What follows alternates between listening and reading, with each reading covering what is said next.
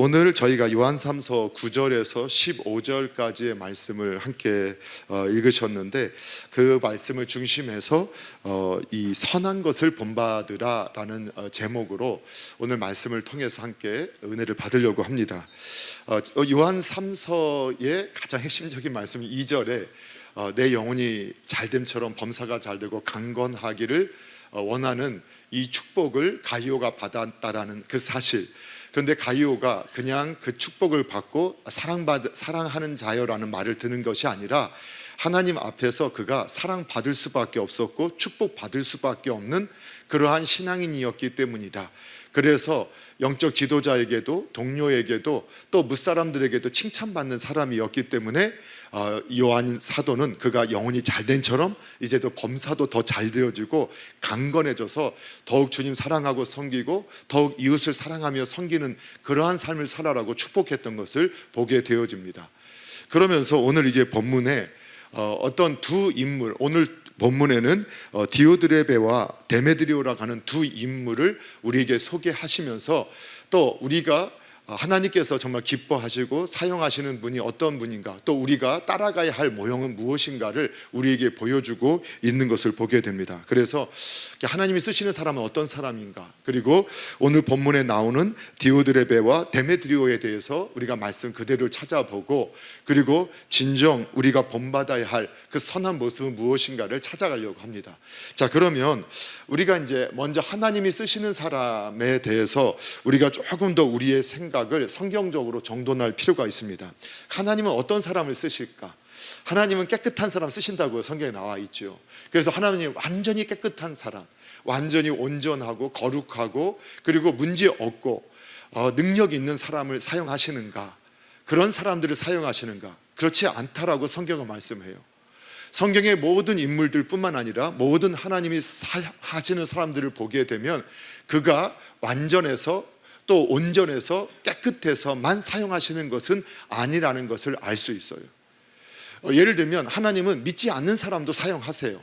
성경에서도 보면 우리가 바사 왕, 그때 바사 왕이라고 할 때 이 페르시아의, 오늘날로 말로 하면 페르시아 왕이었던 이 고레스 같은 왕도 하나님을 그냥 자연적인 하나님을 알고 있었지만, 여호와 하나님을 알지 못했지만 하나님께서 그를 사용하셔서 하나님의 구속의 역사를 이뤄 가셨던 것을 볼 수 있지요.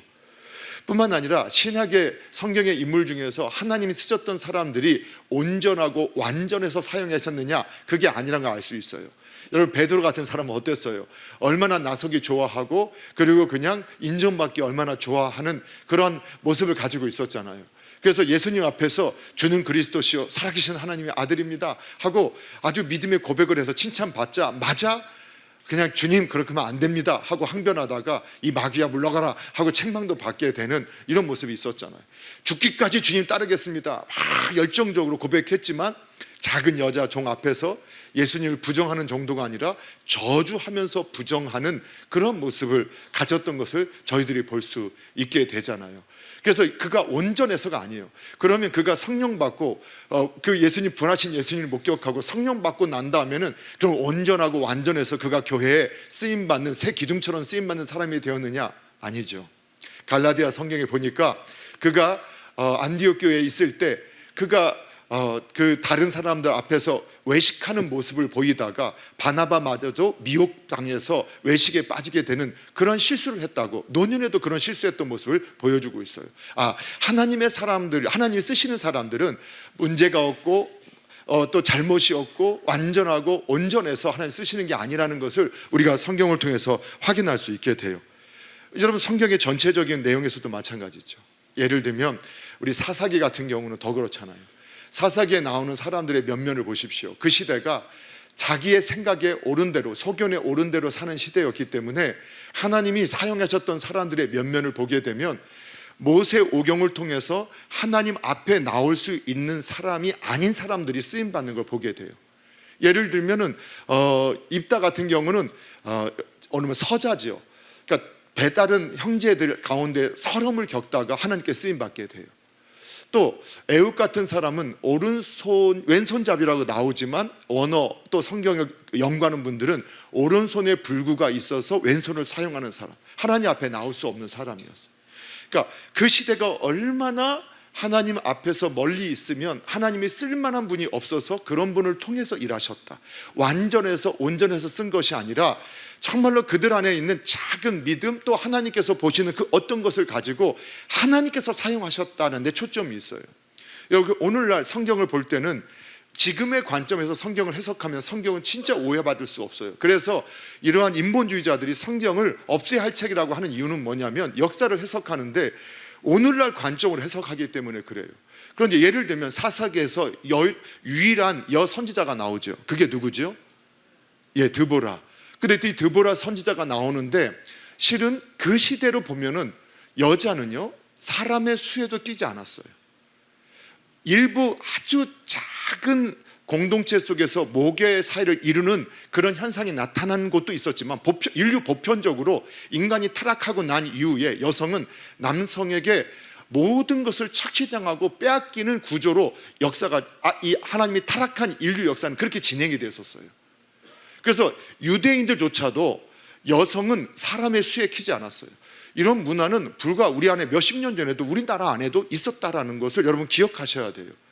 그래서 그 시대에 하나님께서 여자를 사사로 쓸 수밖에 없었다, 이것을 우리에게 말씀해 주는 거예요. 근데 여기서 제가 지금 오늘 시대에서 여자를 어떻게 쓰느냐 이렇게 하면 저를 얼마나 노려보겠어요. 그러니까 이 시대의 관점이 아니라 그 성경이 기록할 시대의 관점이었다는 거예요. 그래서 이 유대인들이 이게 얼마나 부끄러웠는지 히브리서 11장에 보면 믿음의 계보들이 쭉 나오잖아요. 그때 사사들의 이름을 쓰는데 드보라의 이름을 딱 빼버려요. 그리고 그와 함께 했던 바락의 이름을 딱 넣어버리는 거예요. 왜 그럴까? 그들이 그게 너무 부끄러웠던 거예요.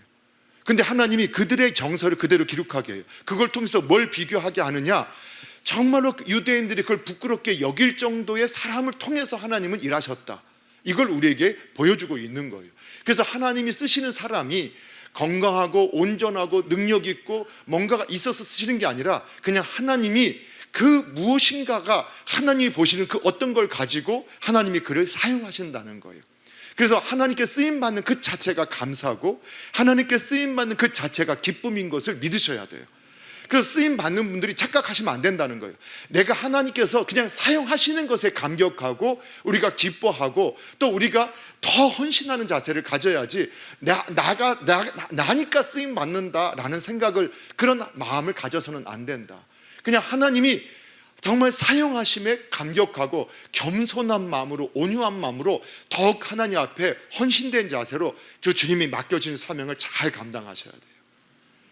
여러분, 그게 바로 하나님께 쓰시는 사람이에요. 저와 여러분 하나님께 쓰시고 있다면 여러분 그냥 더 겸손해지시기 바랍니다. 그리고 그 사용하시는 하나님께 영광을 돌리시고 쓰임 받는 것에 기뻐하시고 또 더 아름답게 주님과 주님의 나라에 헌신하는 저와 여러분 되기를 주님의 이름으로 축복합니다. 그리고 이제 교회 안에 있는 두 인물, 오늘 이 디오드레베와 데메드리오에 대해서 오늘 성경이 나와요. 그러면서 교회 안에 두 분이 이제 입교를 했죠. 예수님을 믿는다고 고백을 해서 교회당 안에 들어왔어요. 그런데 한 사람은 어떻게 됐느냐? 종교인, 그리고 어쩌면 이단에 빠지거나 또는 인본주의, 자기의 신념에 빠진 사람이 되어져 버려요. 그런 사람의 모형이 누구냐? 디오드레베예요. 그리고 한 사람은 같이 예배당에 들어왔어요. 그리고 그는 예수님을 영접하고 건강하게 성장해서 그 진리를 따라 행하는 자라 칭찬받는 데메드리오라는 사람이 있어요. 근데 문제는 이 두 분이 다 지도자가 됐다는 거예요. 교회 안에 뭔가 역할적으로 보면 뭔가 쓰임받는 사람처럼 되어졌다는 거예요. 그런데 이 디오드레베는 어떤 사람이냐? 그 이름을 보니까 제우스 신에게 양육받는 자라는 이름이었어요. 그러니까 제우스가 기르는 자라는 이름을 가지고 있었어요. 여러분, 우리가 자녀를 낳을 때 이름을 그냥 짓지 않죠. 이름을 정말로 믿음을 담고 축복하는 마음으로 자녀의 이름을 짓잖아요. 성경도 그렇게 했고 이 로마 시대에도 헬라 문화 가운데 신들의 축복을 받아야만 살 수 있다라고 생각했던 그 시대 가운데서 자신의 자녀의 이름을 그 부모님은 제우스, 신들의 왕인 제우스에게 기름 받는 자가 되라고 그 이름을 지어줬어요. 그런데 예수님을 영접했다고 하고 교회에 있었어요. 그러나 나중에는 다시 그가 배웠던 이 세상의 인본주의 가치 그리고 신념에 빠져서 또는 이단 영지주의에 빠져서 결국은 하나님을 대적하는 자가 되었던 것을 보여주고 있는 거예요. 그런데 그가 왜 그런 모습을 나타내게 됐는가, 아니면 그런 모습에 빠진 그는 어떤 모습을 가지고 있었는가를 오늘 9절 10절에서 보여줘요. 자, 9절 10절 함께 읽어볼게요. 함께 했습니다. 시작.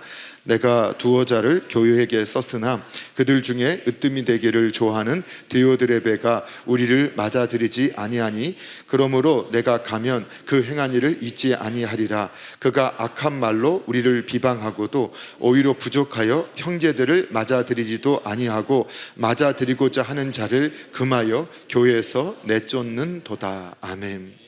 예, 이분의 특징이 뭐냐? 으뜸이 되기를 좋아한다 했다고 나와 있어요. 그러니까 으뜸이라는 건 첫 번째가 되기를 좋아한다, 또는 두목되기를 좋아한다. 두목되기를 좋아하고 첫 번째 되기를 좋아한다. 그러니까 성경대로 보면 바로 이분이 죄의 모습을, 교만한 자예요. 교만한 사람, 그리고 자기가 하나님의 자리에 앉은 사람, 자기가 하나님의 자리에 앉은 사람. 그래서 이 으뜸되기를 좋아한다. 그 사도 바울이 에베소 교회에 있는 장로님들을 초청해서 이 밀레도에서 목회자 세미나를 열었을 때, 야, 너희들 중에 악한 자가 일어나서 자기를 쫓게 하려고 어그러진 말을 하는 사람들이 있게 될 거야 라고 이렇게 말을 예언적인 말을 했었거든요. 그러한 사람이 바로 이 디오드레베라고 할 수 있는 거예요. 이 사람이 으뜸이 되고자 하고 자기를 따르게 하기 위해서 두목되기를 좋아해서, 그래서 이 자기가 하나님의 자리에 앉아서 교만하게 지도자로서 세워진 사람이라는, 안타까운 거죠. 그리고 이가 어떻게 10절에 보니까 그가 행한 일을 잊지 아니할 것이다. 그가 악한 일을 행했어요. 악한 일 두 가지를 행했다는 거예요. 그게 하나가 뭐냐, 우리 10절에 보셨던 것처럼 악한 말로 우리를 비방했다. 이때 이 악한 말로 우리가 누구예요? 더군다나 사도 요한과 함께하는 영적 지도자들이었어요. 일반 성도가 아니었어요. 더군다나 이 시대에 사도 요한은 유일한 남아있는 예수님의 제자였잖아요. 그런데 그 예수님의 제자였던 사도를 비방했다는 거예요. 비방이 뭐예요? 나쁜 말로 헐뜯었다는 거예요. 무너뜨리려고 나쁜 말로 헐뜯은 거, 비방한 거예요. 그는 심지어는 어떤 일을 행했느냐, 또 한 가지 일을 행했어요. 그래서 악한 말로 험담하고 비방하는 말을 한 거예요. 그리고 또 한 가지가 뭘 했느냐, 10절과 9절에 보게 되면 우리를 맞아들이지 않았다, 배척한 거예요. 뿐만 아니라 형제를 맞아들이지도 아니하고 맞아들이고자 하는 자를 금하여 교회에서 내어 쫓았다는 거예요. 선하게 자기가 선을 안 행했을 뿐만 아니라 선을 행하는 자들을 오히려 욕하고 내어 쫓는 자가 됐다는 거예요. 다른 말로 하면 본인은 이렇게 말할 수 있어요. 하나님께서 세워주신 권위자에게 자신은 대적하고 순종하지 않으면서 자신은 지도자가 됐다고 자신의 권위를 따르지 않는다고 내어 쫓는 자가 됐다는 거예요. 악한 말. 그래서 이 두 가지예요. 성령의 사람도 그래서 비방하는 말 또는 이 헐뜯는 말, 이런 것을 하게 될 때 본인이 알아야 된다는 거예요. 정말 우리 안에 그런 말이 나올 때 알아야 돼요. 그런 행동이 나올 때 알아야 된다는 거예요. 근데 성령의 사람은 역시 언어가 변해요. 언어가 바뀌어요. 그렇죠. 비방의 말이 아니라 축복의 말, 그리고 은혜의 말, 그리고 세우는 말을 해요. 그리고 선한 말, 부드러운 말을 해요. 악한 말, 더러운 말을 하는 이 디오드레베에 대해서 말하고 있는 거죠. 여러분, 보여지는 것을 가지고 우리가 참 분별하기가 너무 어려워요. 저는 정말 제가 속을 다 봤으면 좋겠어요. 근데 하나님이 그런 은사를 안 주세요. 그냥 다 봤으면 좋겠는데 안 보여져요. 우리 중심을 아시는 분은 하나님밖에 없으세요. 그 중심을 아시는 분은 하나님이시기 때문에 우리의 행동 때문에 하나님 속지 않으세요. 때로는 우리의 행동이 어떤 사람이 보기에는 선해 보이는데 그 중심에 악을 품는 사람이 있어요. 어떤 사람은 어떤 행위를 볼 때는 그가 좀 악을 행하는 것처럼 보이는데 그 중심에 선한 것을 가지고 할 수가 있어요. 근데 그걸 속지 않고 평가하실 수 있는 분은 하나님밖에 안 계신 거예요. 그래서 우리가 어떤 사람을 또 함께 평가하자고 말하는 게 아니에요. 그것은 우리도 아무도 몰라요. 그러나 하나님 앞에서 우리가 어떤 게 정말 옳은 것인가를 우리가 보고자 할 때, 예를 들면요, 당시에 순회 전도자가 복음을 전하는데 그거를 막았다고 했잖아요. 어떤 사람을 막았어요. 왜냐하면 그 교회를 지키기 위해서 거짓 이단들이 틈타기도 했고요. 그 다음에 이런 커바디스나 이런 배너 같은 영화, 소설을 보시게 되면 당시의 문화를 배경으로 그럴 때 보면 이런 교회 공동체에 스며들어서 그들을 고발해서 재산을 빼앗고 노예로 만드는 그런 현상들이 있었고, 예수님 믿는다고 이런 콜로세움에 갇혀서 사자의 밥이 되고 찢겨 죽이는 이러한 일들이 있었기 때문에 시간이 갈수록 순회 전도자라고 맞아들이는 게 아니라 조심해야 됐거든요. 그러니까 교회를 보호하기 위해서 조심하자 이렇게 한 것일 수 있지만, 오늘 디오드레베는 그런 의도가 아니었다는 거예요. 자기의 신념, 자기의 생각, 자기의 견해가 옳다라는 것을 주장하기 위해서 자신보다 더 큰 권위에 있는 권위자를 비방하는 것을 두려워하지 않고 악한 행동을 했을 뿐만 아니라 선한 일을 하는 사람들을 격려하는 게 아니라 그들을 내어 쫓고 자신 편의 사람들을 세우려고 했던 그런 모습을 보였다는 거예요. 정말 악한 모습이었죠. 이게 왜 그러느냐? 자기가 하나님 자리에 앉았기 때문에 그래요. 자기가 하나님 자리에. 사랑하는 성도 여러분, 그래서 우리는 겸손하셔야 돼요. 정말 하나님 말씀 앞에서 내 안에 디오드레베가 있는 것은 아닌지를 꼭 살펴보셔야 돼요. 그런데도 안타까운 게 뭐냐면, 우리가 하나님의 말씀을 들을 때 의인은 계속 하나님께서 말씀을 주시면 말씀 앞에 서요. 근데 이 디오드레베 같은 사람은 말씀도 듣지 않아요. 그게 비극인 거예요. 자, 그런데 그래서 우리가 디오드레베 같이 되지 않기 위해서는 말씀 앞에 있어야 되고 성령님의 도우심을 받아야 돼요. 그래서 왜 교회가 말씀 앞에 있으라는 게 뭐냐? 말씀으로 저 사람을 비추지 말라는 거예요. 누구를 비추라는 거예요? 나를 비추라는 거예요. 우리가 좀 답답하잖아요. 그렇죠? 신앙생활. 이 말씀대로 이 사람만 살면 될 것 같은데 그렇지 않으세요? 이 말씀대로 저분만 살면 그냥 모든 게 해결될 것 같은데, 그러니까 막 속상한 거예요. 막 미워지는 거예요. 그러니까 분노가 쌓이는 거예요. 그러면서 스스로 자기가 말씀 앞에 내가 있는 게 아니라 말씀 앞에 나를 비춰보니까 그런 마음을 품을 때 내 모습이 마귀를 닮아간다는 것을 모르고 있는 거예요.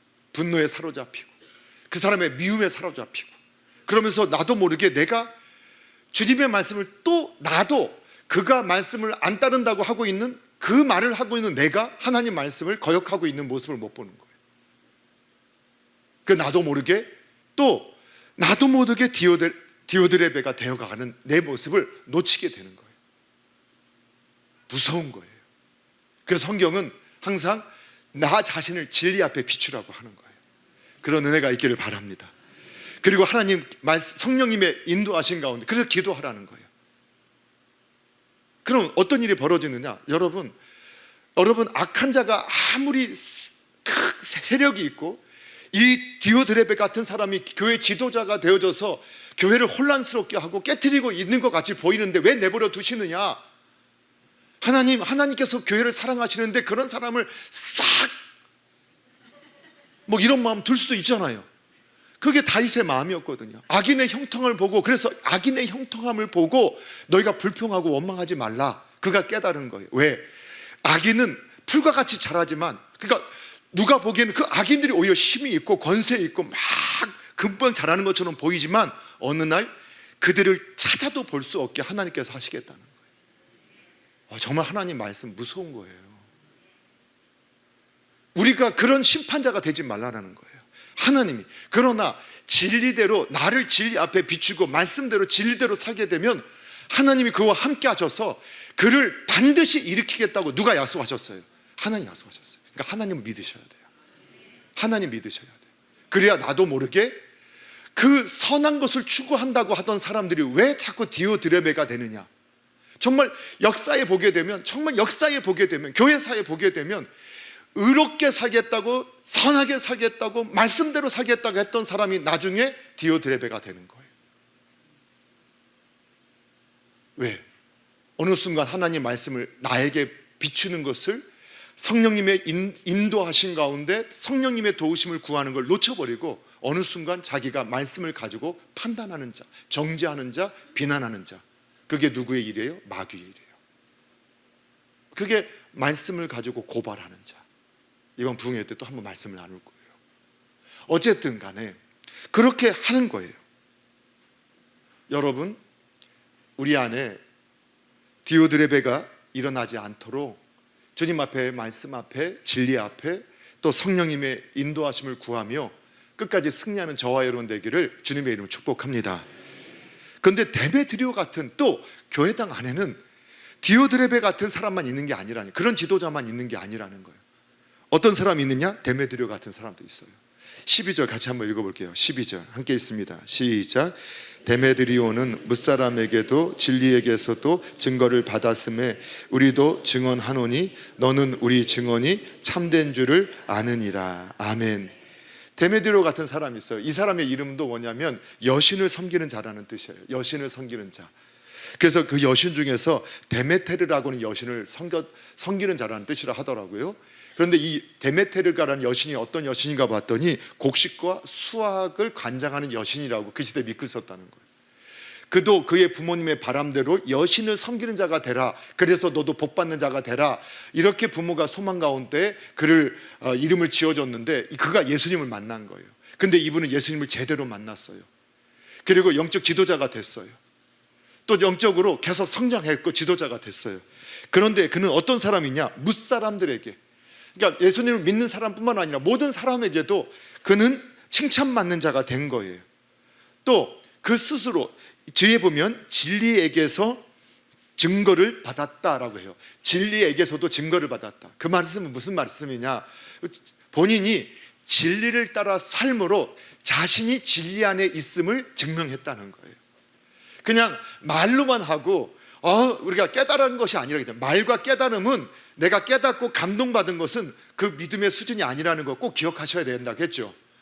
그거 믿으시나요?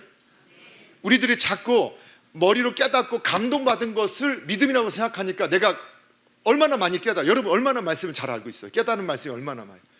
여러분 감동받은 것도 얼마나 많아요. 아니 눈물 흘린 것만 해도 한 트럭 떼었다고 하면은 아니겠죠. 하여튼 그렇게 감동 많이 받았잖아요. 그런데 변화가 없어요. 막 마음으로 결단하고 회개하고 돌이키지 않고 변화가 없어요. 그런데 우리가 착각한다니까요. 내가 막 깨닫기도 하고 마음의 감동도 받고 너무 많이 울어가지고 내가 그 사람이 된 것처럼 착각하는 거예요. 그런 사람들이 오늘 여기에 나오는 디오드레베가 될 위험성이 높다는 거예요. 그런 사람들이. 그런데 데메드리오는 뭐냐? 진리를 따라서 살아서 진리대로 사는 것을 통해서 자신의 믿음을 증명했다는 거예요. 예, 사랑하라 해서 사랑하고, 용납하라 해서 용납하고, 용서하고, 기도하라. 정말 그 모습대로 사는 거예요. 그래서 스스로를 증명했어요. 뭘로? 진리를 따라 행함으로 증명했다. 그리고 또 가이오처럼 누구에게? 우리에게도 증언한다. 우리도 증언한다. 영적 지도자인 사도 요한과 함께 했던 분들에게도 인정받았다는 거예요. 여러분, 저와 여러분이 이런 삶이 되기를 원합니다. 예. 그런데 우리가 성경을 보면서 깨닫는 게 있어요. 그게 뭐냐? 영원한 디오드레베도 없고 영원한 데메드리오도 없을 수 있다는 거예요. 그래서 성경의 세 번째, 우리 11절 말씀을 우리에게 주고 있는 거예요. 11절 우리 함께 읽어볼게요. 시작. 사랑하는 자여, 악한 것을 본받지 말고 선한 것을 본받으라. 선을 행하는 자는 하나님께 속하고 악을 행하는 자는 하나님을 배웠지 못하였느니라. 아멘. 여러분, 하나님께서 쓰셔요. 근데 그가 완전해서 쓰시는 게 아니에요. 그런데 그래서 우리에게 하나님께서 말씀하시는 게 뭐냐, 교회 안에 여러 선한 모습도 있고 악한 모습이 있을 때 악한 모습을 본받지 말고 선한 모습을 본받으라는 거예요. 이게 본받다라는 말은 모방하고 흉내내고 본을 뜬다라는 것이에요. 여러분, 신앙도 어떻게 배우느냐, 본을 떠야 돼요. 흉내내면서 배워요. 여러분, 금요 기도에 요즘에 기도를 참 뜨겁게 하세요. 저도 다시 막 가슴에 정말 다시 성령께서 제 안에 그 불이 막 타오르는 것을 경험하게 해요. 역시 기도의 은혜가 있었던 장로님, 권사님, 집사님들 또 청년들이 함께 모여서 기도하니까 그 현장에는요, 막 하나님께서 주시는, 이거는 영적으로 경험한 분들만 아는 그 뜨거움이 제 안에서 막 살아나는 것들을 보게 되어지는 걸 보게 돼요. 그런데 여러분, 어떻게 기도하면 됩니까? 모를 때는 어떻게 해야 되느냐? 기도하는 분 옆에서 같이 그냥 있으면 돼요. 기도가 뭐예요 하고 모르겠으면 옆에 장로님, 권사님 딱 보기에 기도하면 저렇게 하면 되겠다 싶으면 옆에 딱 가셔서 그분이 주야 하면 나도 그냥 주야 하고, 그분이 손 들고 아버지 하면 같이 손 들고 아버지 해보면 돼요. 아이들이 뭔지 모르고 엄마가 아빠가 예배 드리는 보고, 예전에 영상에서 어떤 아이가, 조그만 애가 무릎 꿇고 막 박수 치면서 찬양하는 모습 막 유튜브에 나오고 막 기도하는 모습들을 보여주잖아요. 애가 뭐라고 하겠어요? 알겠어요? 모르는데 그렇게 간절히 기도하는 게 꼬맹이가. 보니까 엄마 아빠가 하는 거 보고 그렇게 따라 하는 거예요. 그러면서 배워가는 거예요. 그러면서 배워가는 거예요. 그 신앙은 모방이에요. 그 모방은 창조의 어머니. 창조는 모방으로부터 되어진다. 그 교육도 뭐예요? 교본을 반복하고 반복해서 하는 거예요. 그런데 한 가지 우리가 조심할 게 있다는 거예요. 우리가 성경을 믿을 때, 성경은요, 우리는 구원받은 죄인이라는 거예요. 그래서 우리의 경험을 보세요. 선하고 좋은 것은요, 가르치고 가르쳐도 잘 못 배워요. 그런데 악한 것은요, 쑥 흡수해요. 여러분, 그걸 어디서 보느냐? 예를 들면 아이들한테 양치를 가르쳐 보세요. 어떻게 하도 안 하려고 해요. 그런데 뭐 이렇게 스마트폰으로 뭐 게임하거나 뭐 하는 거 있잖아요. 살짝 보여줘도요, 그걸 귀신같이 찾아내서 그걸 하고 있는 모습. 그러니까 인간은 그렇다라는 거예요. 그걸 인정해야 돼요. 그러면 다른 인간이 아니라 누가요? 제가. 여러분, 우리 청소년들을 보면은 얘네들이 어른들을 모방하잖아요. 모방하면서 배우거든요. 막 의분에 차서 막 비판하던 아이들이 먼저 배우는 건 뭐냐? 술 먼저 배우고, 담배 배우고, 껄렁껄렁한 거 배우고, 이런 것부터 먼저 확 흡수해요. 그래서 우리가 좋은 친구 만나라. 왜? 좋은 영향 받으라고. 근데 나쁜 친구 만나면 벌써 옷 모양부터, 걷는 자세부터, 말투부터 다 바뀌어요. 그걸 알잖아요. 그건 그냥 흡수해버리는 거예요. 그게 인간이라고 성경이 말하는 거예요. 그래서 오늘 우리에게 신앙에 많은 인물들이 있어요. 베드로 같은 인물도 있고요, 실수도 해요. 그냥 실수한 모습을 본받지 말고 끝까지 충성했던 그 모습을 본받으라는 거예요. 사람은요, 완벽하지 않아요. 하나님께서 완벽해서 쓰시는 게 아니에요. 그런데 그분에게 있었던 선한 모습만 모방하고 배우라고 성경이 말씀하는 거예요. 그러면 하나님께서 그와 함께 하시고 그를 사용하셔서 하나님의 뜻을 이룰 수 있다는 것을 우리에게 보여주는 거예요. 그래서 하나님께서 이렇게 말씀하세요. 이것도 우리가 성경 그대로를 볼 수 있어야 되는데, 뭐라고 하느냐, 11절에 보게 되면 악한 것을 본받지 말고 선한 것을 본받으라. 선을 행하는 자는 하나님께 속하고, 그러니까 하나님을 믿음을 따라서 하나님의 진리를 따라 행하게 되면 하나님과 함께하는 삶을 살게 돼요. 그런데 악을 행하는 자는 하나님을 배우지 못한다. 악을 행한다, 하나님 배웁지 못한다, 이 영적으로 말하면 뭐냐? 그는 마귀하고 함께 산다는 거예요. 이런 설교를 들으면서 여러분이 목사님 마귀 귀신 이런 거는 너무 유치한 얘기 아니에요? 이건 제 얘기가 아니에요. 저는 성경이 진리라고 믿거든요. 근데 성경은 두 가지밖에 없대요. 하나님께 속하든 마귀에게 속하든요. 저희가 하나님께 쓰임받든 마귀에게 쓰임받든. 그런데 우리가 잠깐 방심하면 베드로가 금방 하나님 앞에 복된 고백을 하고도 마귀의 도구가 될 수 있었던 것을 우리에게 경고하면서 깨어 있으라고 보는 거예요. 저와 여러분은 그렇게 깨어 있어야 돼요. 그래서 로마서 12장 2절에 너는 이 세대를 본받지 말고 오직 마음을 새롭게 함으로 변화를 받아서 하나님의 선하시고 기뻐하시고 온전한 뜻이 무엇인가 분별하도록 해라. 여러분, 저희가 깨어 있었으면 좋겠어요. 여러분, 하나님은요, 저는 무서운 분이에요. 저는 다윗을 닮기를 정말 꿈꿔요. 다윗의 인생은 평탄하지 않아요.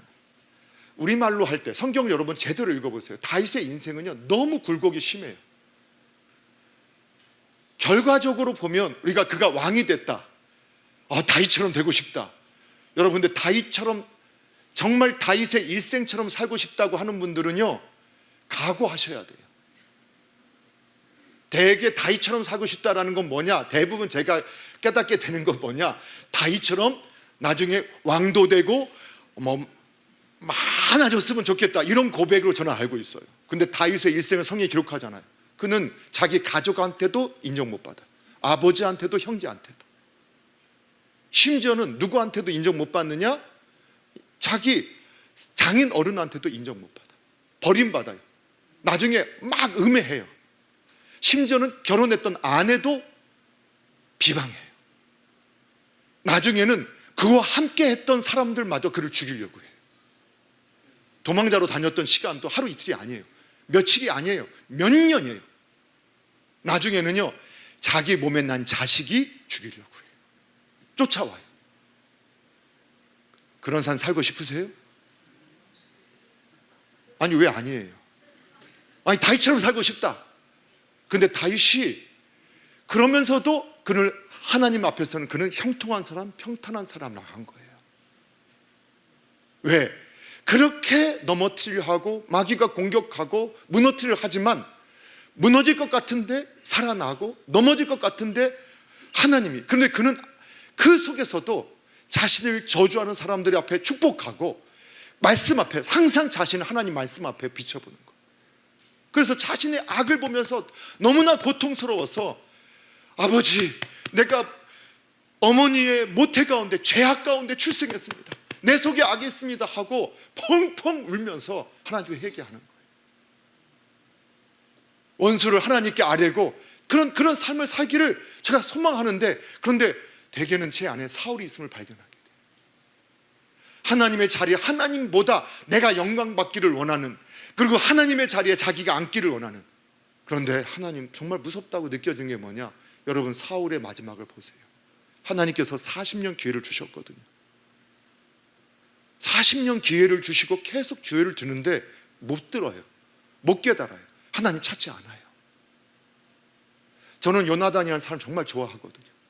다윗만큼 좋아하는 인물이 요나단이에요. 얼마나 믿음이 좋은지, 신앙이 좋은지. 그런데 결국 그 아버지와 함께 마지막 비참한 최후를 맞이하게 될 수밖에 없었어요. 그리고 사울의 집안을 하나님께서 어떻게 손대시냐? 완전히 멸해요. 여러분, 그런 모습을 보면서 하나님 편에 서고 한다는 거, 내가 하는 게 아니라 하나님이 하시는구나, 이걸 확신할 수 있어야 되고, 우리가 다윗을 꿈꾸지만 내 안에 사울이 있는 것은 아닌가? 우리가 데메드리오를 꿈꾸지만 혹시 내 안에 디오드레베가 있는 것은 아닌가? 우리 자신을 하나님의 말씀에 비춰봐야 돼. 그래서 너무 조심하다가 이도 아니고 저도 아니게 돼서는 안 되지만, 항상 먼저 자신을 살피고 믿음의 확신이 들 때, 하나님의 확신이 들 때, 그때 믿음의 순종을 해나갈 때 그분을 통해서 하나님이 영광을 받으실 줄 믿습니다. 우리 남서울중앙의 믿음의 가족들이 이처럼 선한 것, 하나님과 함께하는 그 길을 택하시고 주님 바라보고 닮아가며 아름다운 하나님의 향기를 드러내는 귀한 주의 종들 되기를 주님의 이름으로 축복합니다.